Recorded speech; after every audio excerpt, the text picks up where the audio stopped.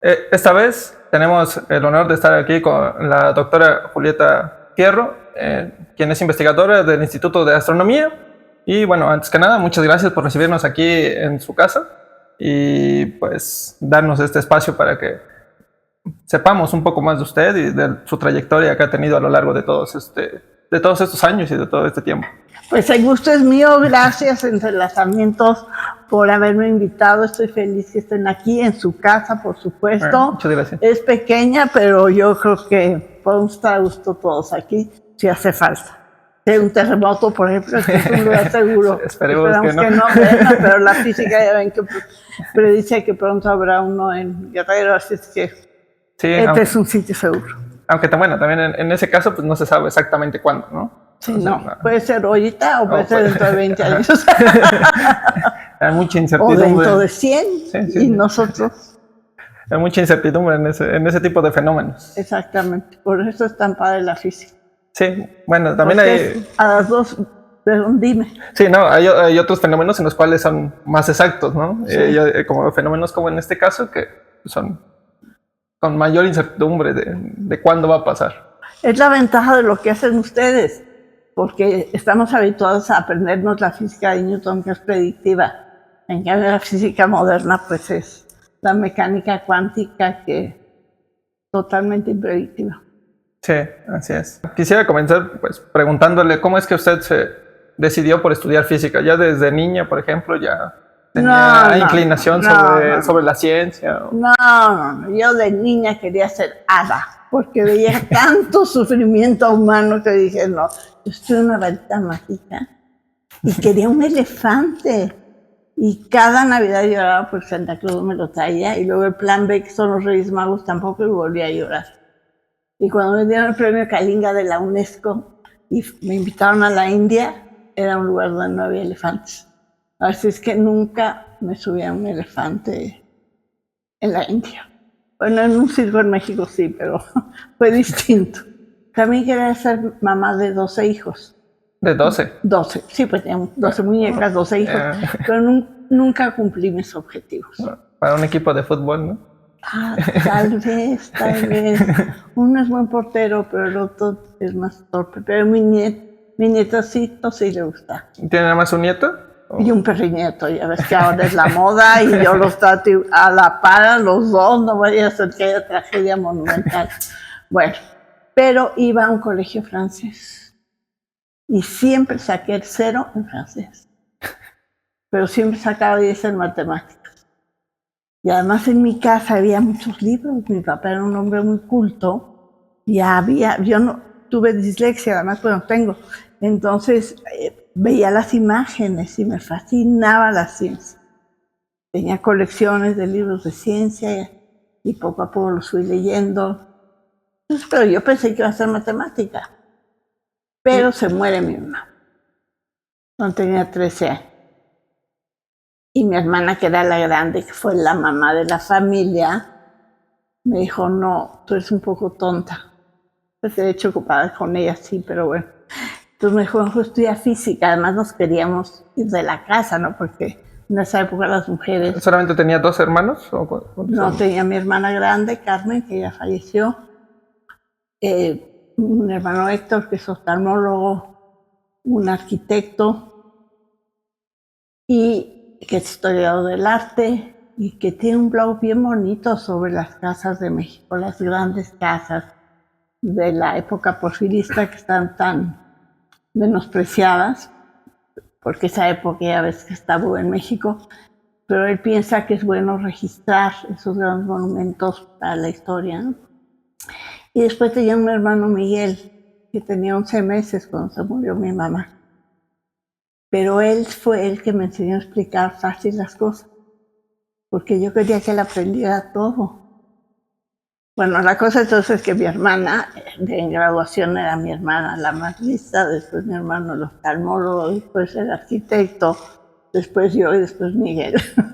Ese era el IQ de la familia. Y entonces ella me dijo, mira, si estudias física, puedes dar clase mientras estudias. Y entonces, como pues nos tuvimos que escapar de la casa para estudiar, Pues por eso me metí a física y no me gustaba, ¿te imaginas qué horror? Ah, ¿no le gustaba la física? No, no, ahora me fascina, que quede claro, veo que es la manera lógica, interesante, extraordinaria de estudiar la naturaleza. No, ahorita otro boleto. Pero en la facultad había un anuncio mal, estaba equivocado, decía carrera de astrónomo y me acordé de los libros de mi casa. Y ese semestre solo llevé 2 materias operativas de astronomía que había, porque ya trabajaba de intérprete simultáneo.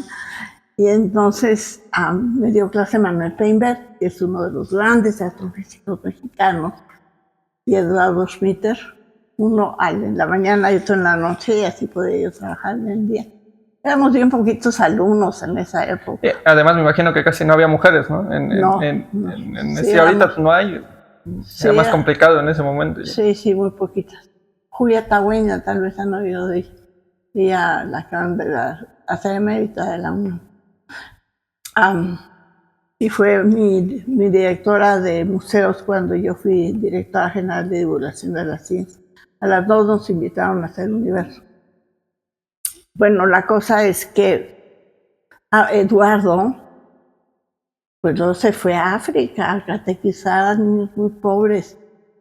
Y éramos tan pocos alumnos que era en su oficina la clase. Pero tenía tarántulas vivas paseando sueltas por el techo y por las paredes. Y entonces la clase pues siempre estábamos ahí al pendiente de las tarántulas. Y sigo siendo muy amiga de ambos. Cuando fui funcionaria de la Unión Astronómica Internacional, le conseguí un telescopio a Eduardo, pero grande, bueno, no profesional. Y dije, te lo voy a mandar. Estaba yo feliz. Y me dijo, no, porque es tan pobre el lugar donde vivo, que si ven llegar una caja, se la van a robar y además no hay electricidad. Entonces, bueno, le regalé el telescopio a Cuba. Y, por ejemplo, la Unión Astronómica Internacional se regaló. Y por ejemplo, cuando estaba en la UNAM, ¿qué investigaba o cuáles eran los temas de investigación que usted tenía en sus estudios?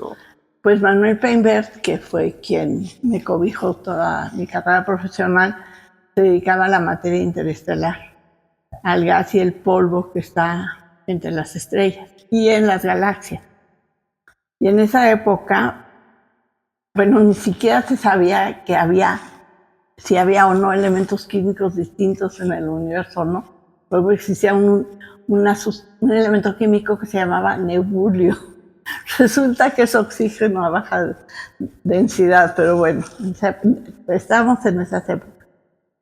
Y lo que hicimos Manuel y yo y Silvia Torres, que después fue presidenta de la Unión Astronómica Internacional, fue medir el cociente de helio a oxígeno a lo largo de galaxias espirales.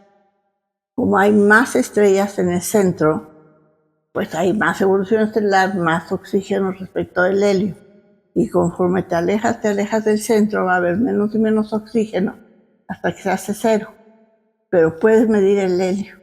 Y ese tiene que ser el helio pregaláctico, el que formó el universo durante los 5 primeros minutos de la gran explosión. Entonces, todos los modelos cosmológicos de esa época tuvieron que utilizar las determinaciones de Manuel para hacer sus modelos. Tenían que explicar por qué esa cantidad de helio y no otra. Es que fue muy importante. ¿Y actualmente continúa con trabajos de investigación? No, yo me dedico al relajo. Hago divulgación, hago lo que quiero, hago cápsulas de ciencia, me disfrazo, doy conferencias, hago radio, hago tele, escribo libros. Ahorita estoy escribiendo un libro sobre los nuevos instrumentos que hay en la astrofísica y pues me interesan estos nuevos, los neutrinos, del web poquito porque está más tratado. Las ondas gravitacionales, ¿no? Las ondas gravitacionales, y acabo de entregar uno que me pidieron rapidito porque le pusieron una librería del Fondo de Cultura a mi nombre, Fondo de Cultura Económica a mi nombre, Y bueno, he editado varios libros con ellos, pero me dijeron que escribía uno nuevo para la inauguración, en fin, de la librería. Entonces, escribí este libro también rapidito para eso. Entonces estoy un poco cansada. Me duele este dedo por el mouse y por estar tecleando. Así es que este respiro con ustedes es magnífico. Así este dedo se los agradece a todos. Muchas gracias. Me están dejando descansar. ¿Y cuándo fue que se decidió de cambiar de la investigación a la divulgación o dedicarse ya de lleno a la divulgación? Pues se lo debo a Manuel, que me odia por eso, porque él quería que fuera investigadora.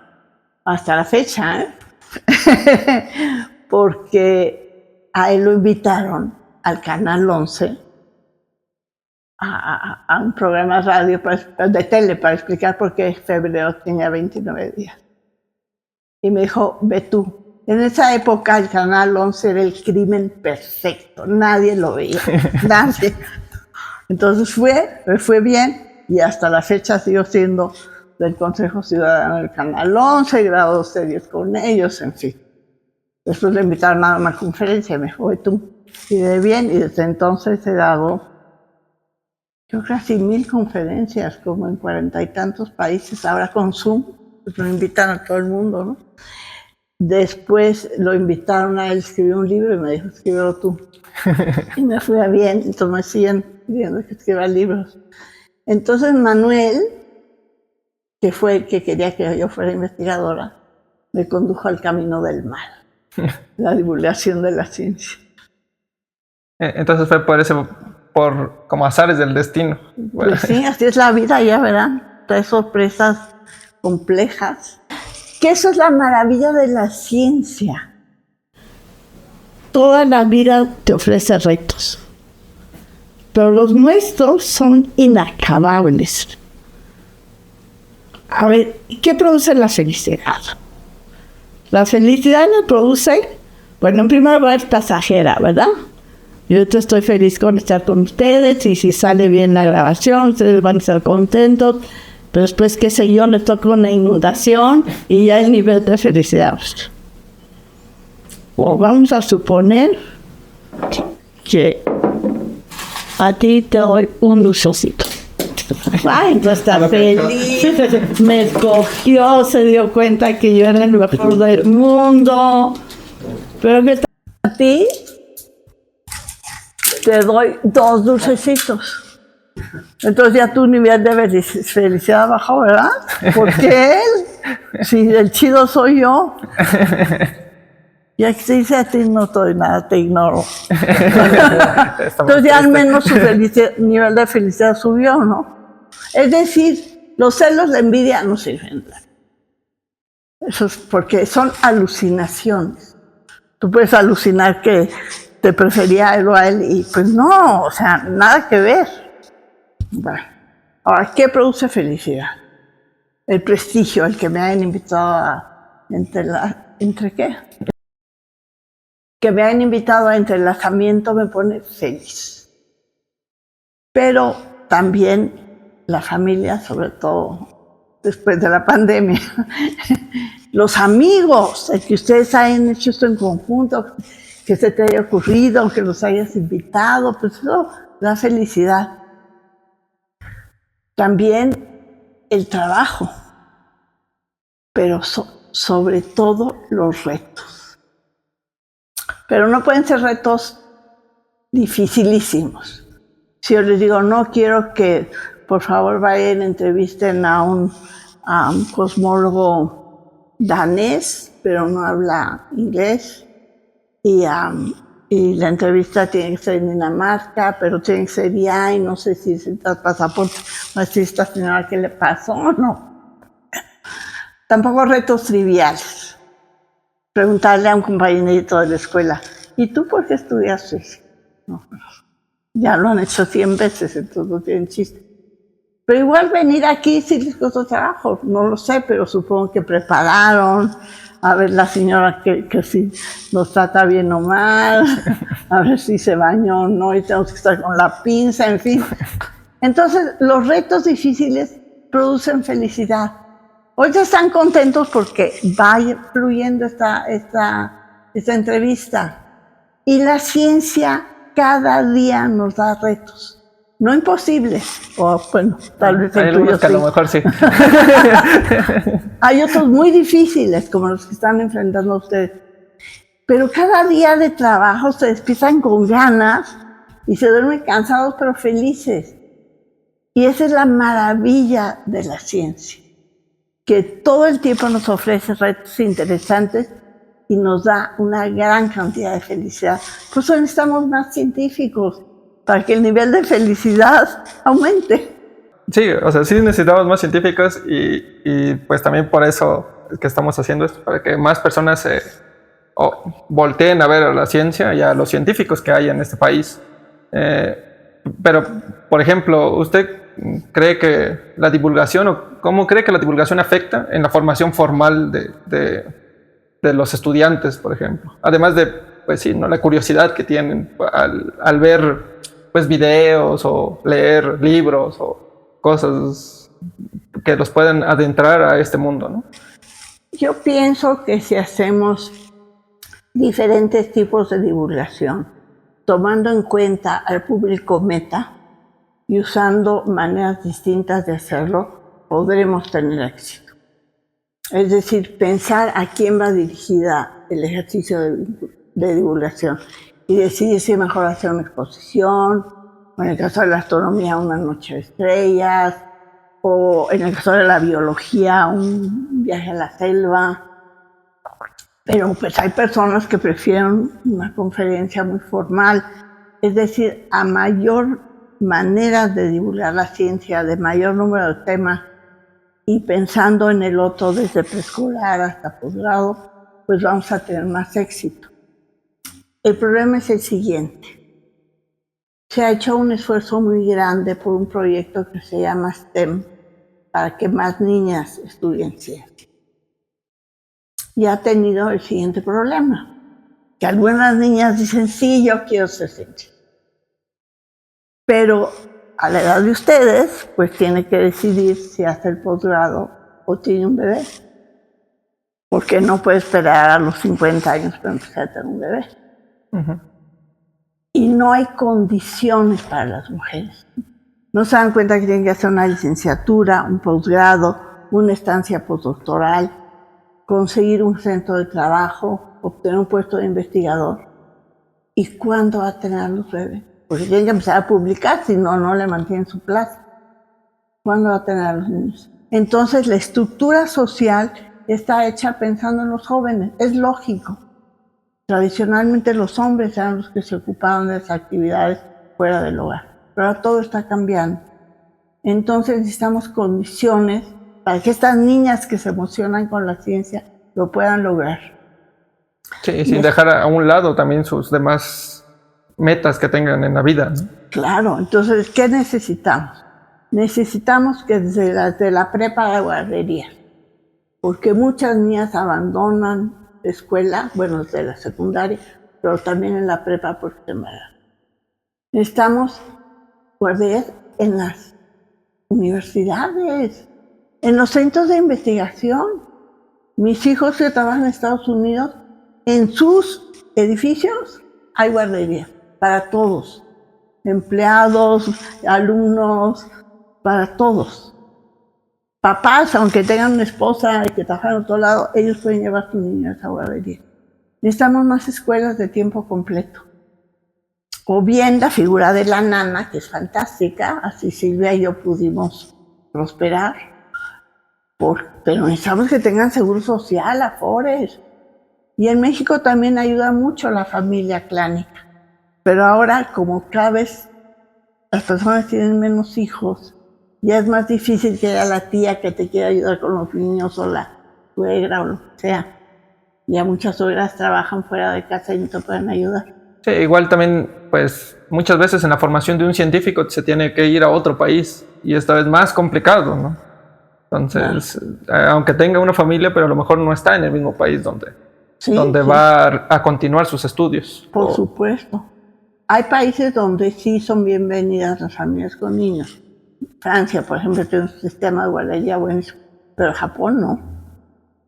Holanda, los doctorados en física son de 7 años. Bastante largo. Ya ha habido épocas en que con así les quitan las becas a las chicas si están embarazadas. Y alguien tiene que tener a los niños. Sí. Entonces yo creo que sí hay que hacer divulgación. Pero a la par, si queremos que haya más mujeres en la ciencia, tenemos que ir modificando lentamente la estructura social para que haya espacios para que las chicas también puedan ser científicas. Porque hacen falta. Van a decir, pues ¿para qué si estamos todos aquí, que todos somos chiquitiguau?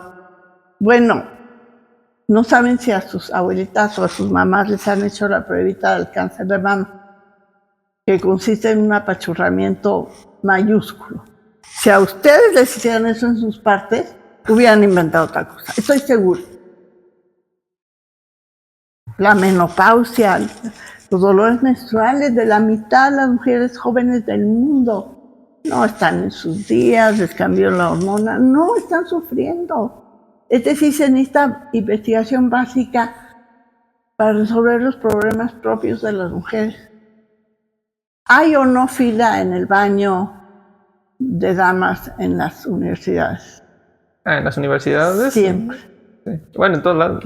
En todos lados. En general. ¿Por qué? Porque los arquitectos no se les ocurre, en el aeropuerto, por ejemplo, que tiene que estar la mamá con el bebé, la maleta, a un cubículo donde se tiene que cambiar.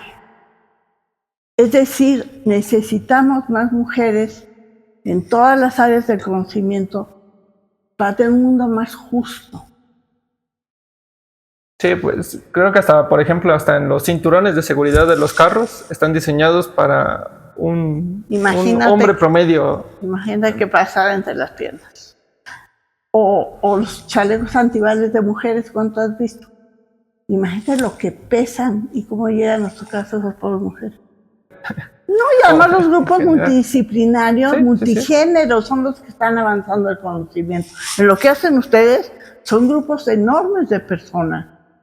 Aunque sean ustedes teóricos, pues muchos de los datos llegan de grupos multidisciplinarios.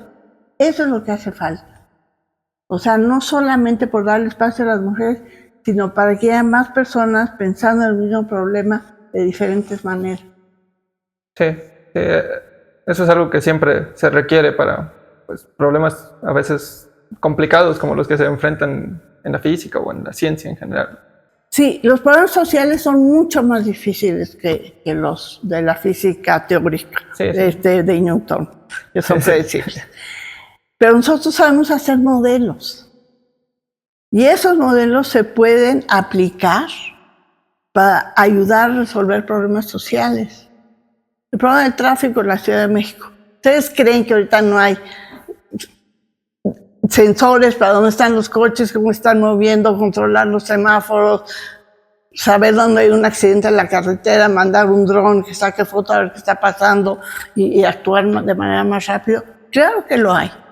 Entonces, la física y todas las ciencias básicas pueden generar conocimiento que después se puede aplicar para el bien social y para que los problemas sociales se resuelvan de manera óptima, porque pueden generar modelos y entonces los tomadores de decisiones pueden decidir qué les conviene más para resolver determinado problema, en qué lugar y dependiendo de las condiciones. Sí, siempre, pues la ciencia básica, aunque parezca que no tenga una aplicación directa, va a tener alguna contribución en un futuro, aunque sea de forma indirecta, como menciona, sobre los modelos, ¿no? Si se construyó un modelo para resolver algún problema no sé, en teoría de redes o algo así, a lo mejor ese problema ayuda a resolver el tráfico. Claro. Entonces, no era la aplicación, pero pues se puede aplicar. O la física de Einstein, las ondas gravitacionales. ¿Y qué pasó? Hace el siglo pasado, sabían que si llegaba la onda gravitacional, la Tierra se iba a deformar. Y pusieron unos satélites en órbita, unos físicos como ustedes, y falló el experimento. O sea, los satélites no se movieron. Pero ¿qué pasó? Se perfeccionaron los posicionadores globales para ese experimento y ahora todos tienen sus celulares que tienen Waze y supieron llegar aquí sin Sí. mayor complicación, ¿no? Es decir, aún la ciencia que pensamos que no tiene nada que ver con nuestra realidad cotidiana nos sirve. Y, por ejemplo, usted pues también ha tenido ciertos problemas o ciertas dificultades por ser mujer, ¿no? Y en su camino en la astronomía, en la astrofísica o en la divulgación, ¿no? ¿Nos podría contar un poco más también acerca de eso? Pues mira, los problemas siempre han sido sociales. Las mujeres no estudian, tienen que estar en la casa, la familia, básicamente.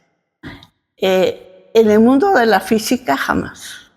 En los congresos me han invitado a un montón de países y siempre no he sentido ninguna discriminación de ningún estilo. Solo en el mundo árabe. Ahí sí los señores son muy encimosos. Creen que uno se quiere acostar con ellos y edad. Es horrible, horrible. Y te gritan y si vas a una excursión tienes que ir tapada y te sientan hasta atrás en el autobús. Pero voy, porque en los países del mundo árabe donde las niñas no van a la escuela, pues al menos puedo tratar de que sí vayan, para que sus niños pues tengan otras maneras de pensar y sepan que hay culturas distintas. Y en las universidades como los Emiratos Árabes Unidos, que fui a la primera vez a una conferencia donde había hombres y mujeres en un solo auditorio. Pero las mujeres iban tapadas todas, ni siquiera las rendijas, guantes, el vestido les arrastraba, al lado de la comida se levantaban el velo y comían así. Y fui a una de sus clases de matemáticas. Entonces tenían todas sus pantallas de última generación y entonces les enseñaban a hacer una cosa de matemáticas, una florecita, y tenían que hacer una cajita con conchitas como el dibujo de la compu. Entonces ahí, por ejemplo, lo que he tratado es que las niñas que van a las universidades aprendan conocimiento, que no sea un adorno. Sí. Bueno, depende del país, son las sugerencias que hago.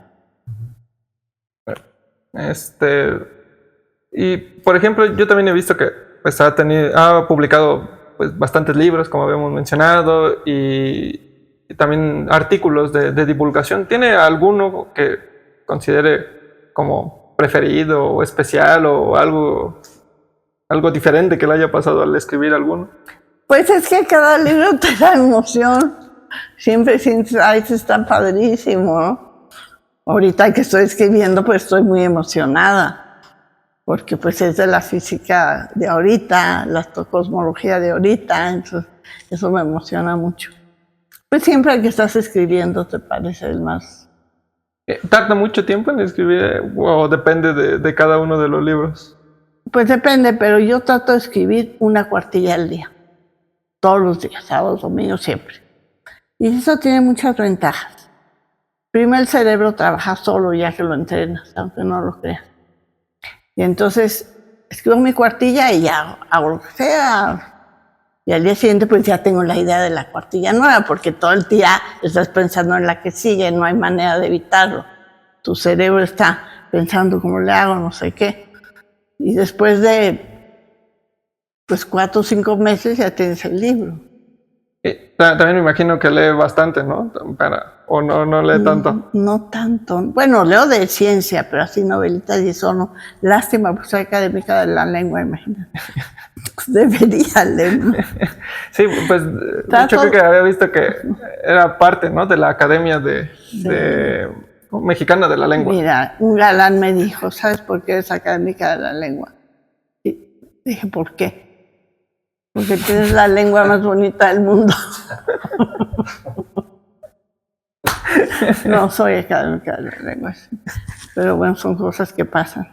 Yo creo que ya me toleran mis compañeritos académicos. Los que sí son académicos de la lengua. No, pues todos somos. Yo soy académica bueno, y de la de España. Yo estoy revisando el diccionario escolar. Y unas definiciones espantosas todavía corroboran que la ciencia es horrible y no se entiende. Las definiciones pésimas. Y errores, ¿no? Hay un mar entre todos los continentes. Entonces, pero que son ignorantes, que Asia y Europa. Sí, muchas de esas definiciones luego no están muy bien, ¿no? Como que definir qué es un continente, definir qué es ¿No? También hasta en biología, creo, no, las definiciones no son Sí. luego muy buenas. Siento que como físicos o como matemáticos eso como que causa cierto conflicto porque pues en las matemáticas llegan definición, tal cosa. Y es preciso, pero cuando vemos definiciones de otras cosas, pues no lo es tanto. Sí, pero en el diccionario escolar están, por ejemplo, las integrales y derivadas. Un niño de 8 años, ¿tú crees que le interesa? O sea, para mí un diccionario es un diccionario enciclopédico donde lees un pedazo y se te antoja la palabra de al lado y después la de al lado y que tenga ilustraciones lindas y no que ni siquiera la primera palabra que tratas de entender no la entiendes. Cierras el diccionario y te metes a Wikipedia. Y además del libro que ahorita está escribiendo, ¿qué otros proyectos tiene para el futuro? Ay, pues siempre salen cosas nuevas. ¿O en qué más le gustaría incursionar? Bueno, pero ahorita quieren hacer un paseo, no sé qué, de la cultura en Durango, no en Durango, no es cierto, en Tamaulipas, una senda astronómica y pues quiero ayudarlos a que quede bien eso. Me gusta lo de los museos, acabo de ayudar a renovar el Museo de Historia Natural Chapultepec. Pues me gusta hacer de todo, me gusta hacer museos, dar conferencias, diseñar talleres, hacer programas. Ahorita lo que más me divierte es hacer mis programas de la ciencia con Julieta, porque son de puro relajo y hablo de lo que quiero. Y disfruto con mis amigas. Por ejemplo, una la acabo de usar de un inflable, así de un hipopótamo, para explicar cómo los hipopótamos en el desierto de Kalahari, cuando empiezan las lluvias, empiezan a caminar y hacen canales. Entonces, el delta más grande del planeta lo hacen los hipopótamos. Y gracias a eso hay esa fauna y esa flora extraordinaria en ese lugar. Y son los ancestros comunes más cercanos a las ballenas. Okay. Y a nosotros los puercos. Por eso ya está habiendo trasplantes exitosos de riñones de puercos en humanos. Entonces hablo pues leo mucho de ciencia y encuentro una cosa que divulgar y siempre incluye alguna locura de las nuestras. Por ejemplo, la captura anterior, a ver, bueno, de estos, estoy pensando en otra cosa. Siempre digo mal el nombre. Bueno, de uno de estos reactores nucleares nuevos que están haciendo para fusión de hidrógeno, que usaron en Japón, experimental, y ya genera más energía de la que consume. Sí, porque ese es uno de los problemas, ¿no? Creo que por el enfriamiento se consume mucha más energía para enfriar el reactor que la que el reactor produce, ¿no? En los tomahawks, que se empezaron a construir en los 50 en la Unión Soviética. Y hay en Francia y en Inglaterra y en Estados Unidos, y ahora usan unos pellets que van pasando y con un láser los calientan, en fin. Pero este japonés es experimental, pero ya está generando energía limpia. Más de la que se necesita, como dices, para enfriar y para nutrir los electrohumanos. Y, por ejemplo, no sé si usted tenga algún libro favorito de divulgación o algún libro que pueda recomendar a alguien que quiera aprender un poco más. Pues si quieren que vayan a una librería o una biblioteca y vean qué les llama la atención. Y si les cae mal, lo dejen y otro hasta que digan, este se me antoja. Y que si no les gusta, pues no lo lean y busquen otro.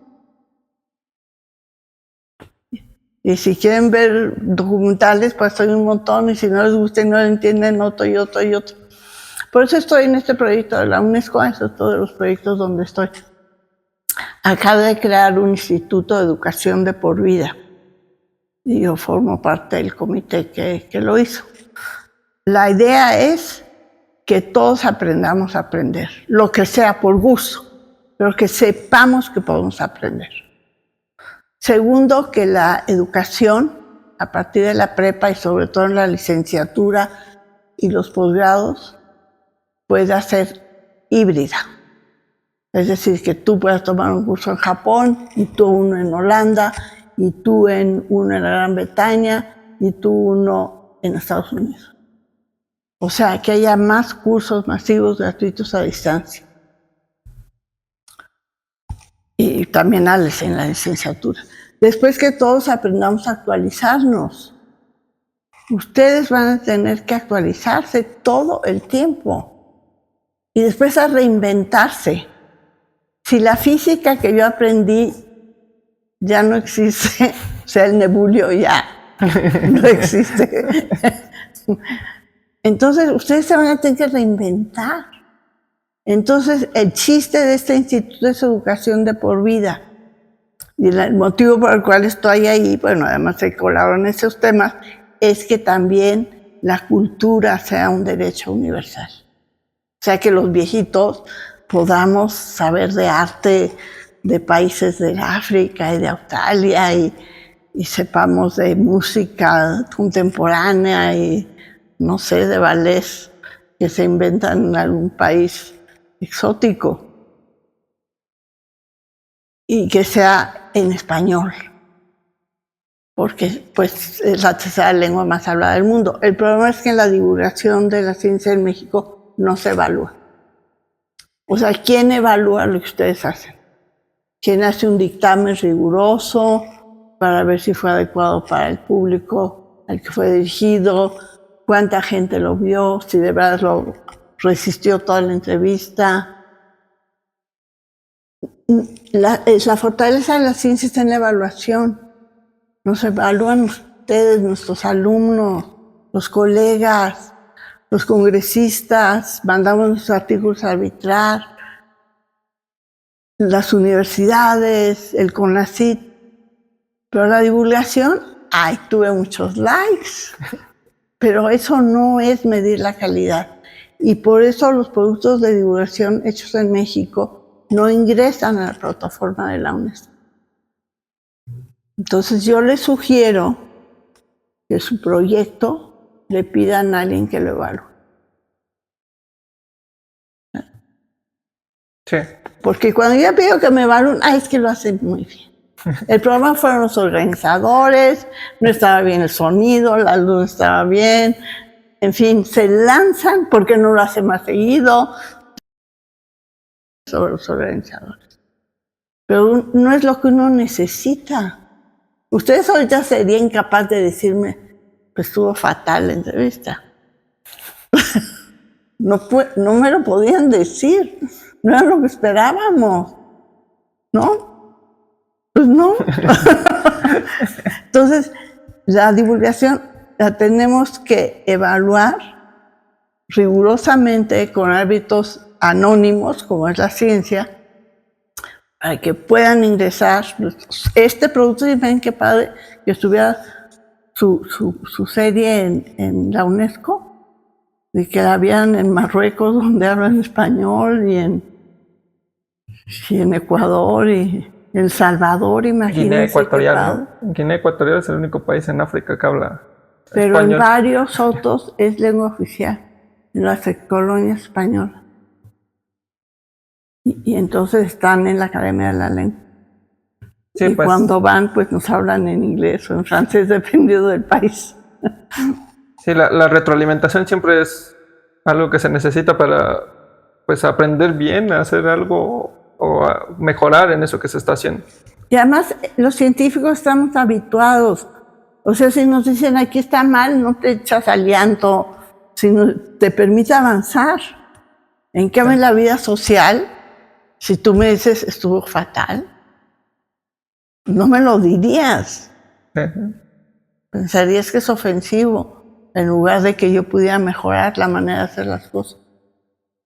¿Y eso cree que sea algo cultural, nada más, por ejemplo, en México? ¿O No. también en todo el mundo es Es en el mundo. Y como no se evalúa, entonces los sistemas de evaluación no lo toman en cuenta.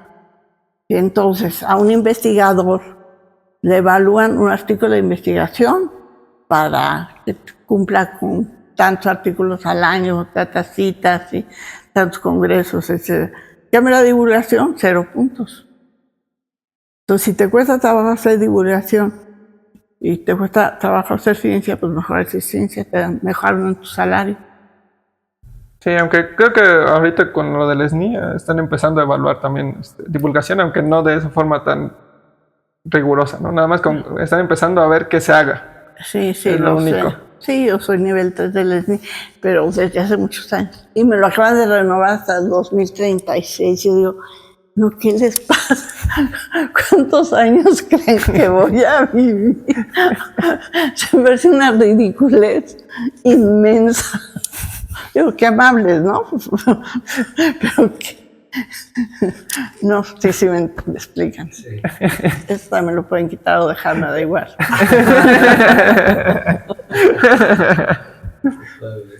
¿Quieres hacer una pregunta? Sí, bueno, digamos, la conversación es muy amena con usted porque usted es una persona divulgativa. ¿Qué implica que sea divulgativa? Que tiene esa peculiaridad que muchos científicos no tienen, de explicar las cosas más difíciles de la manera más fácil posible. Al final eso es lo que te llena a la comunidad en general, no solo a los científicos. Entonces, pensé 3 preguntas particulares. La primera es, ¿por qué cree que los físicos y los astrónomos, no sé si es que es una rivalidad de que uno sea el que mira el universo y el otro es el que teorice? Pero pues, ¿por qué cree que existe eso? ¿Por qué cree que los físicos dicen, nah, es que ellos no saben? Y los astrónomos dicen, nah, ellos nunca van a ver el universo. Pues efectivamente, y ese problema sigue. ¿Vieron alguna vez una serie de tele de mis épocas que se llamó The Big Bang Theory? Sheldon está en Princeton y es físico. Y desprecian a Raj porque es astrofísico. Cuando se descubrieron los neutrinos del Sol, se construyó un detector de neutrinos. Los astrónomos lo construyeron, enterrado en una mina abandonada. Y en lugar de encontrar 9 neutrinos al mes, solo encontraban 3.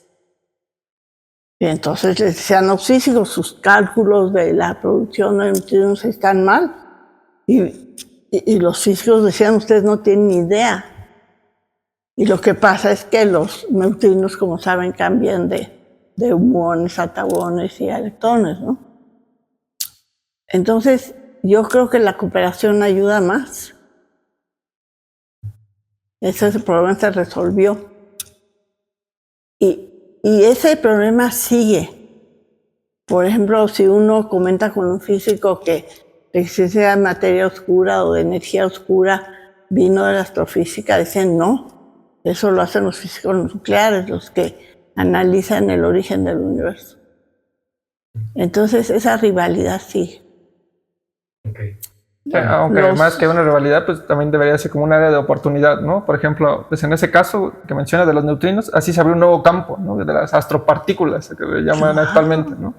Porque pues, lo resolvieron los de teoría cuántica de campos, bueno, los de partículas, fueron los que resolvieron ese problema al hacer las oscilaciones de neutrinos. Sí. Aunque el problema original pues era astrofísico. Sí, sí. Y lo mismo ahora, con la energía del vacío y estas cosas, pues yo creo que la colaboración funciona mejor. Pero sí, históricamente ha habido un desprecio. Cuando se hizo la Torre de Ciencias en la UNAM, los físicos estaban en el piso de hasta arriba, los astrónomos en el primero. O sea, estábamos debajo de los geofísicos, de los químicos. Bueno, ya entienden, ya me van agarrando la onda. En la serie de Sheldon, el geofísico es la nulidad, vamos. Ok. Y Veo que un tema común que usted suele hablar es las mujeres en la ciencia y en general los problemas sociales de las mujeres. Esto es un tema fundamental y una bandera que usted tiene actual y en el pasado. Entonces, mi pregunta es muy dirigida a una niña, a una adolescente, a una mujer que va a ver este podcast y es, ¿qué le diría a la Julieta que hace de los 17 años, que tenía 17 años? ¿Qué le diría a ella? ¿Qué le aconsejaría? ¿Qué le propondría a esa Julieta? Bueno, mis circunstancias fueron distintas. Cuando yo era joven, se inventaron las pastillas anticonceptivas. Entonces, finalmente las mujeres pudimos decidir cuántos hijos íbamos a tener y cuándo. Número 2, era la época de los hippies, el amor, la paz, la concordia universal. La época del comunismo, pensábamos que iba a funcionar, que todos íbamos a tener derechos a la salud universal, a la educación universal, a una vivienda digna, a trabajo. Y me tocó el movimiento estudiantil del 68. En todas las revoluciones del planeta, los jóvenes no entienden bien de qué se trata. Es como ahorita los chavos de Hamas que se levantan en las universidades. Pues están en esta causa, pero saben que hay que defender el problema, pero en realidad pues no entienden bien a bien cuál ha sido la historia y toda la logística que nos llevó a esa situación tan espantosa, ¿no? Entonces, en todas las revoluciones, la gente decide que es su revolución. Y mi revolución fue el derecho a estudiar. Entonces, pues me fui de mi casa y me puse a trabajar y estudié física. Okay. Que las mujeres no deben estudiar física, jamás deberían de abandonar sus casas. ¿Sí? Entonces, pienso que ahora hay mejores condiciones y por eso hablo más bien de la búsqueda de la felicidad, Okay. de los retos. Okay. Que la ciencia es una disciplina que siempre te permite encontrar fuentes de felicidad. Yo cuando estoy triste, ¿saben qué hago? Leo un libro de matemáticas. Bueno, hay libros que no son súper complejos, sino matemáticas recreativas, pero un poquito más interesantes. Y ya se me olvida porque digo, bueno, si hay mentes que pueden hacer esto, ¿yo de qué me estoy quejando? Es decir, la ciencia alivia el espíritu, es como el arte, la cultura, Okay. la música. Además, la astronomía es fácil de divulgar. Es como una canción. Tú puedes escuchar una canción en danés, no sé si hables danés o no, pero te puede gustar la canción y no entiendes lo que están diciendo. Pues la astronomía es así, son tan bonitas las imágenes, que si no le entiendes al texto, ver una foto de una galaxia que se formó hace 12.000 millones de años, y dices, wow. O a Saturno incluso, ahorita que tiene auroras tan bonitas, igual que la Tierra, pues ya con eso tienes. Y eso es algo que otras ciencias no tienen, la biología lo tiene. Pero para la física es más difícil esta cosa de que te deslumbre sin que entiendas todo. Vale. Okay. Y mi última pregunta, antes de que si alguien tiene algo más para decir, es, en este orden de ideas de la mujer con problemas, en la solución de problemas sociales, de la felicidad y demás, la probabilidad de que una presidenta este domingo sea es muy grande. O sea, por probabilidades lo será una presidenta en México, que sería un hito para el país. ¿Qué espera usted de una presidenta en la ciencia? Mira, yo claro que las conozco ambas. A Claudia desde que era bebé, porque su mamá Ani Pardo pues es de mis tiempos, ¿no? Bióloga, un poquito mayor que yo, pero amiga de mis amigos, pues. Mejor amiga de Manuel Peinbert, quien fue mi guía. Cuando les pregunto a los hombres que la rodean, Me dicen siempre, es que las mujeres son fáciles de manipular. Y a mí me duele el alma de que consideren que ellas pueden ser manipuladas. Yo he mandado propuestas no solo a ella, sino a Clara, de cómo se pueden resolver diferentes problemas sociales utilizando a las ciencias básicas. Claudia tiene a Juan Ramón de la Fuente, que fue rector de la UNAM, y está recibiendo, bueno, él no es de Morena, pero ha recibido proyectos que difieren de los de Morena, pero los ha agradecido, porque dice que es bueno tener diferentes puntos de vista. Y lo mismo Xóchitl que Clara. Es decir, si estás dispuestas a escuchar. A mí lo que me da miedo es los problemas que van a heredar. La deuda externa inmensa, el cambio climático, el ejército en las calles, el crimen organizado, la corrupción desatada. Entonces van a recibir un país con muchos problemas. Entonces, sea la que sea. Entonces, mi sugerencia ha sido que busquen a buenos comunicadores para diferentes niveles socioeconómicos, escolares, de intereses, y que sean capaces de explicar de manera sin asustar, sin echar la culpa a nadie, cuál es el estado del país o de la ciudad que están recibiendo. Y después, cuáles van a ser sus proyectos para resolver los grandes problemas nacionales. Pero no es lo mismo hablarle a un industrial que a un campesino, que a una mujer enferma en un hospital, por ejemplo. Entonces, tienen que ser focalizados a los diferentes grupos sociales y de interés. Después, que hagan evaluaciones cada 6 meses y digan, este proyecto va bien, pero va a tardar 25 años en terminar de resolver. Cuando el agua en la ciudad, ¿no? O este problema falló, nuestra técnica contra el crimen organizado en Sinaloa, pero bueno, vamos a buscar otra manera de hacerlo. Y así, las energías limpias.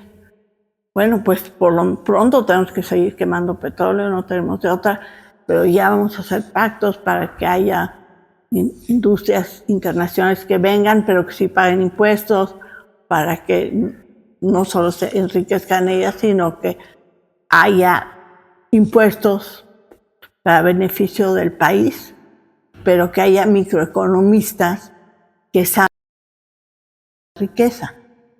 Porque el problema de México es que hay muy buenos macroeconomistas, por eso el Banco de México está bien, el dólar está bien, pero no hay microeconomistas. Estas personas que saben cómo remediar los grandes problemas sociales. Y además que volteen a la ciencia para el problema de la pobreza. O sea, hay una mujer, premio Nobel de Economía, que estudió todos los problemas sociales del mundo para ver cuál funcionaba mejor. Y descubrió que no se siente darle un dinero a una persona de sobrevivencia. Hay que darle servicios de salud. Si es una madre soltera, un micropréstamo, pero no es suficiente darle las 20 gallinas. Tienen que enseñarle cómo cuidarlas, cómo administrarlas, si se enferman, qué pasó, qué hacer. O sea, que no se coman las gallinas porque se están muriendo de hambre, vamos. Que sus niños vayan a la escuela, que tengan acceso a agua potable. Es decir, tienen que hacer intervenciones integrales. En otras palabras, que busquen asesores especializados para resolver los problemas nacionales, que no sean ocurrencias. Pero creo que cualquiera de las dos presidentas posibles va a tener serios problemas, porque recibe un país con muchas dificultades. Xóchitl además no tiene apoyos fuertes ni del PAN, ni del PRI. Y ha estado luchando para reconciliar eso. Pero yo creo que va a tener más apoyo de los industriales, por ejemplo. Claudia, pues es mucho más, con este proyecto de Primero los Pobres, y tiene buenos asesores. Lo que no sé es si la van a dejar actuar. Yo no sé qué acuerdos habrá hecho para llegar a donde está. Entonces, no sé qué contestar.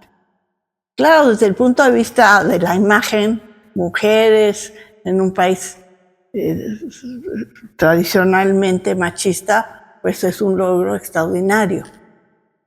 Y esa es la imagen y esa es excelente. Ojalá sean tan buenas como Angela Merkel o como la presidenta de Nueva Zelanda, ¿no? Que fueron grandes presidentas. Pero no sé. Yo les mando propuestas, las que encuentro de cómo sanear el agua, el cambio climático, las energías limpias, pues de lo que yo sé, ¿no? La educación. No, pues en mi caso yo ya no tengo más preguntas. Bueno, continuando y cambiando un poco de tema. Una pregunta un poco diferente a las demás, o no sé, a lo mejor ya se la habrán hecho. Si usted, por ejemplo, pudiera, yo también sé que pues hace entrevistas y también platica con diferentes investigadores.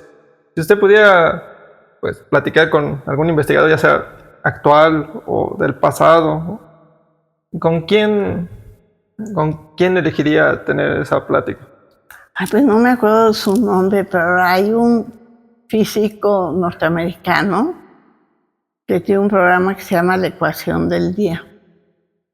Y si vieras qué bien explica las ecuaciones, qué ejemplos tan caseros, tan transparentes, que me encantaría platicar con él.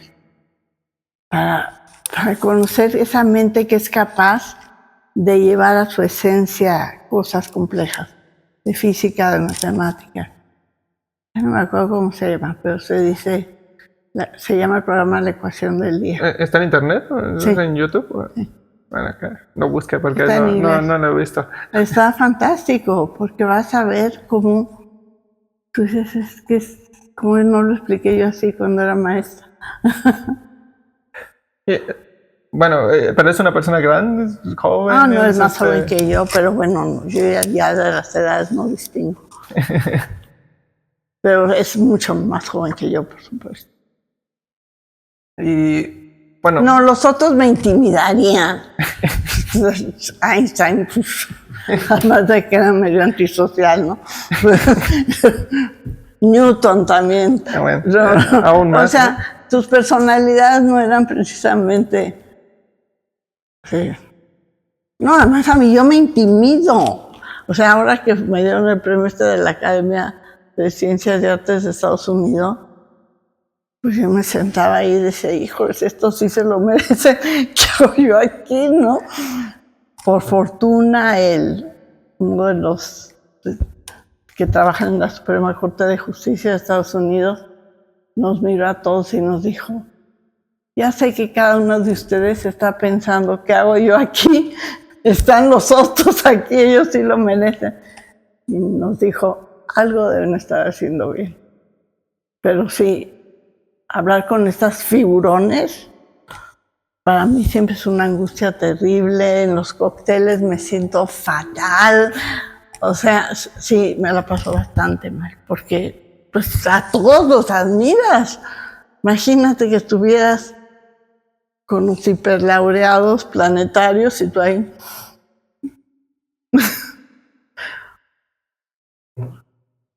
Sí, es complicado. Bueno, a mí me ha tocado algunas veces estar en alguna conferencia con personas un poco, bueno, bastante importantes y yo no sé qué decir nomás. Los saludo y ya. Pues sí. Y mira que cuando voy a otro país y sé que voy a hablar con gente notable, todos los días leo una página en inglés y busco la pronunciación. Ya ves que ahora es como mover los labios para pronunciar bien.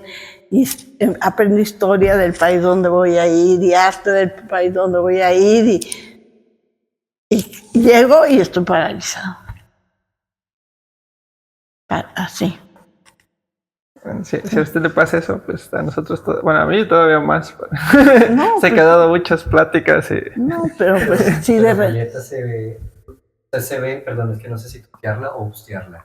¿Cómo? No sé si tutearla o Tuteame, soy Julieta, soy señora viejita en su casa, despeinada, que voy llegando al dentista, que los hice esperar, que le dije a este chico tan lindo que dejara su celular de lado. No, soy señora normal. Pero tú te ves muy, o sea, para hablar, para dialogar, te ves muy tranquila, ¿no? O sea, los nervios los controlas bastante fácilmente. He dado, yo creo que 1000 entrevistas en mi vida al menos. Sí. Mínimo. Y he sido asesora en educación de la Bola de Países, cuando era en educación de la Unión Astronómica Internacional. Pues he trabajado con el príncipe real de los Emiratos Árabes Unidos.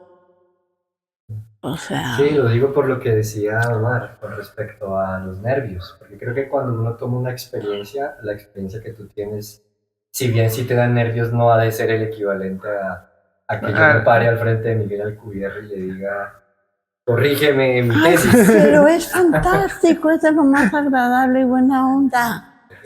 Lo va a hacer con un gusto absoluto. Es sensacional. No es una amenaza este hombre, no te preocupes. Bueno, pero bueno, también a lo que se refiere, yo creo que es que, pues como nosotros, o muchas veces las personas cuando, los científicos que van empezando, pues no conocen cómo es tal persona, ¿no? Nada más han leído de él o han escuchado de él y pues a lo mejor sí, son excelentes personas, pero uno no sabe eso, ¿no? O sea, llegamos y nos enfrentamos, aunque sean excelentes personas, pero pues ese paso de estar conversando con alguien... Claro, y más aún cuando uno está en un posgrado, ¿no? Porque cuando estás en la licenciatura, medianamente puedes decir algo y no te van a prestar tanta atención. Pero ya entras a un posgrado y como que tus palabras comienzan a pesar un poco. Pues sí, pero yo creo que es la cultura que nos lleva a esos miedos. A no saber que si un alumno nos hace una buena pregunta y no tenemos la respuesta, es que esa persona es un investigador en potencia. Y hay que saberle decir, no sé, síguele por ahí. Pero nos da miedo. Sí, yo en estos congresos multinacionales, pues la suerte es que te toque contar a un arqueólogo de otro país. Entonces ya, puedes preguntarle y te sientes a gusto. Un pintor. Sí, de hecho, por ejemplo, pues hace poco que habíamos grabado un episodio con Tonatiu, él también nos decía eso, que pues las mejores preguntas que hacen son los niños, porque son preguntas que no tienen una respuesta. Y pues le ha tocado también cuando ha dado sus pláticas que niños le pregunten cosas que él no sabe ni qué responder. Sí, a mí muchas veces me preguntan que cómo se te pueden ocurrir ideas nuevas.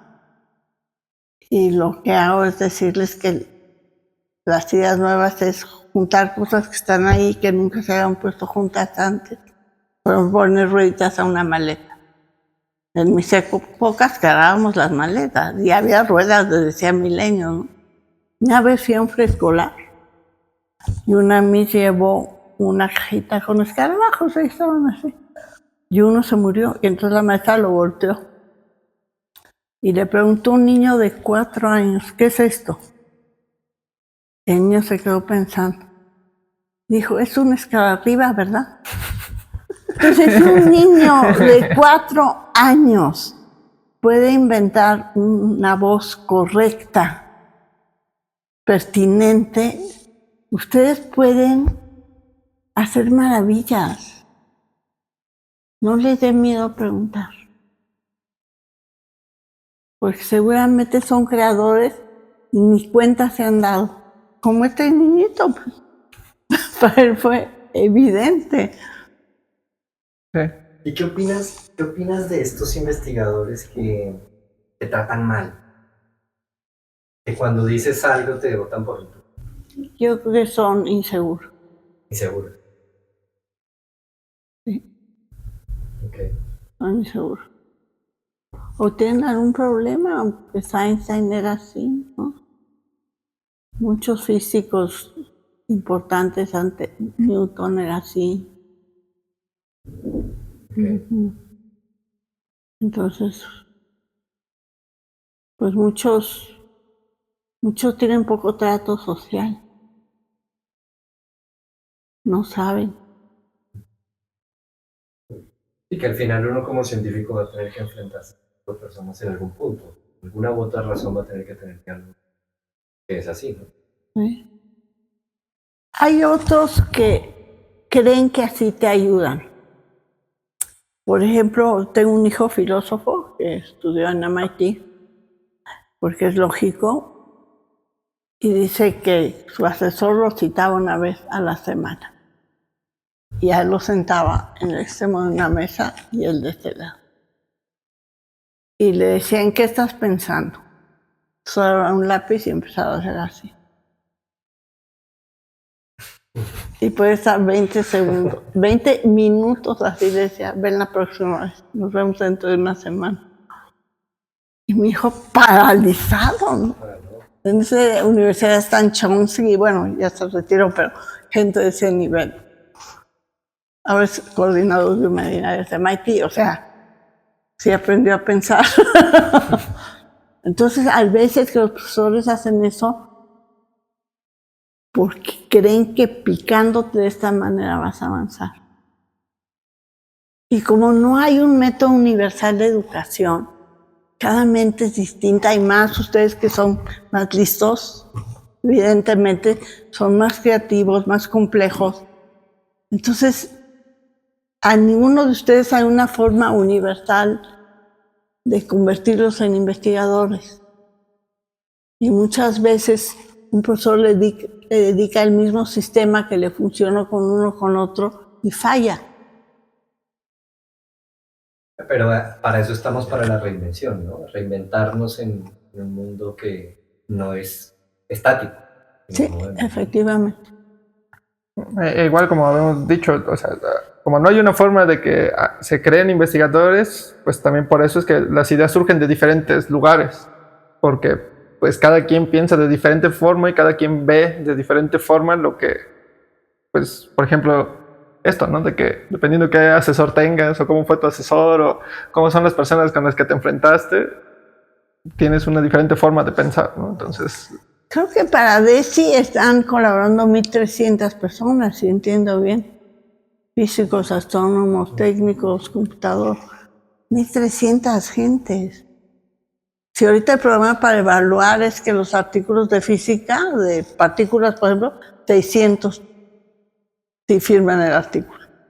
sí. Entonces tú en el comité evaluador del SNI, ¿qué haces? Eres el número 123. Si decides, pues no están alfabéticos. No, bueno, están alfabéticos, pues ya. Pues no sabes si fue bueno, malo, regular, qué hizo, si fue importante su aporte, porque está en el número 123 y no en el 60 o en el 200. Sí, se está poniendo más difícil la evaluación también. Y... Si tienen duda, pregunten.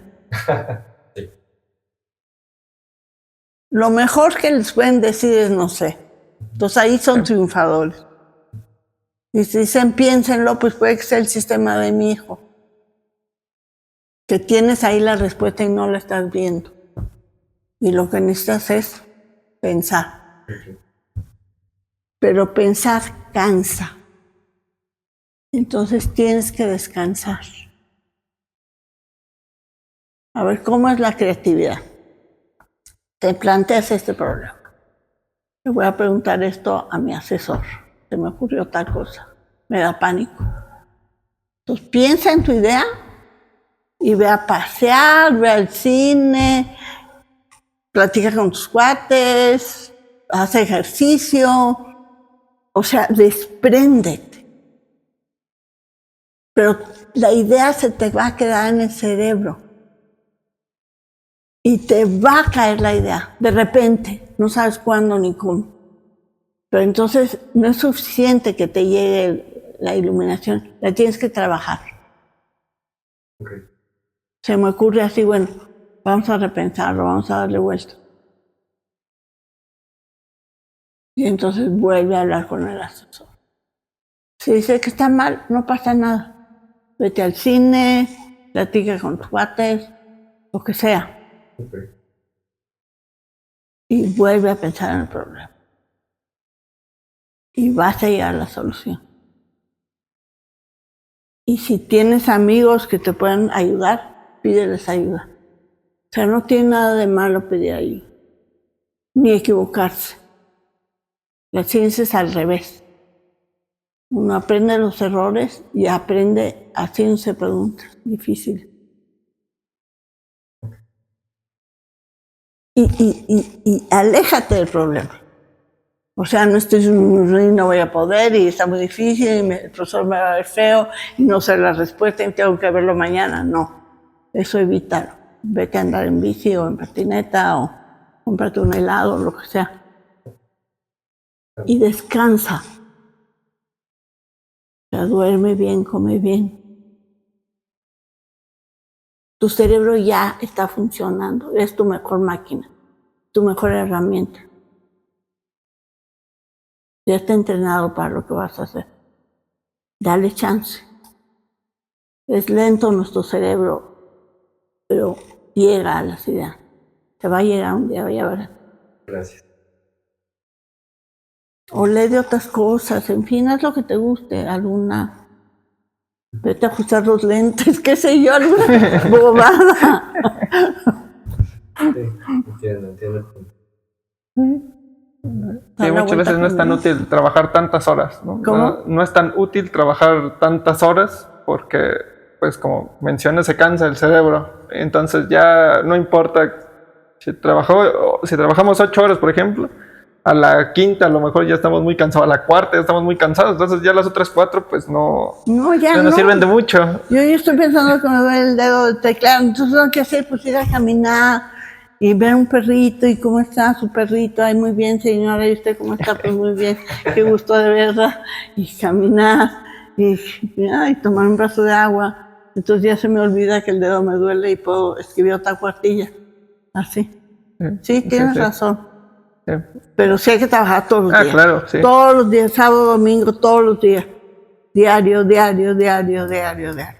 Y si van a escribir un artículo diario, un párrafo, o una idea, o el índice, o de perder las referencias, o se lo digo a mi abuelita fulanita, todos los días escribir lo que tienen que escribir, cada día. Aunque sea un renglón. Porque así van a ver que va avanzando su idea. Okay. Platicárselos a los cuates, aunque se burlen de ti. Sí, pero son tus cuates. Están jugando contigo.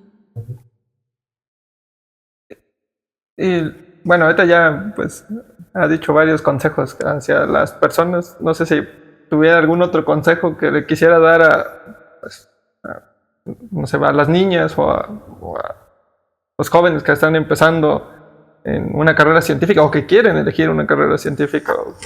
Que hagan ciencia, van a tener una vida fantástica.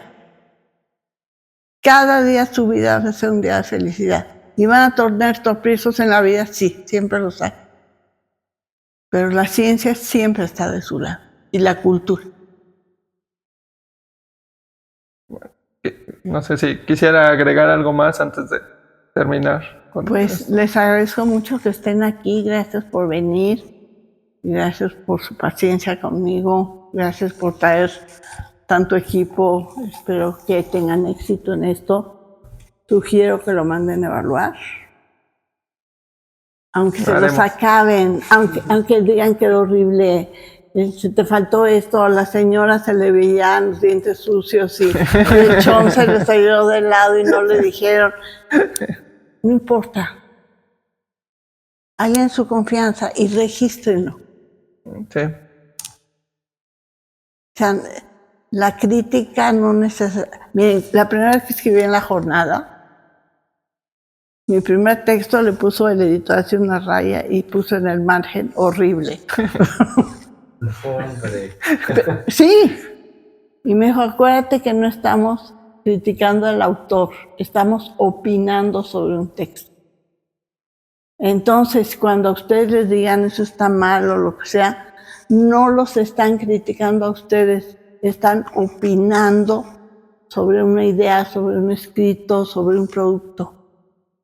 Pero no es una cosa mala hacia ustedes, es una opinión de un externo. No se me vayan a achicalar. Gracias, Julieta. Gracias. No, pues gracias a ustedes por venir. Muchas gracias. Espero que alguien, de alguna de las personas que me está viendo, decida ser científico y que se la pase a todas. Nosotros esperamos que ustedes vean nuestro podcast. Bueno, si no hay nada más que agregar, quisiera agradecer de nuevo a Ay, Julieta. no tenemos que tomar foto grupal, Sí, como sí, que sí. así nada más. A Pues ver, es que venga, eso era más venga. para cerrar y para que ya bueno, tomáramos la foto. Ajá, sí. Pero le doy las gracias a todas las personas que hicieron esto posible. Fue un honor estar con ustedes. Qué tan importante. Es muy importante estimular a los jóvenes que hagan ciencia, porque México con buenos científicos va a prosperar. Muchas gracias y cerramos con este episodio. Gracias.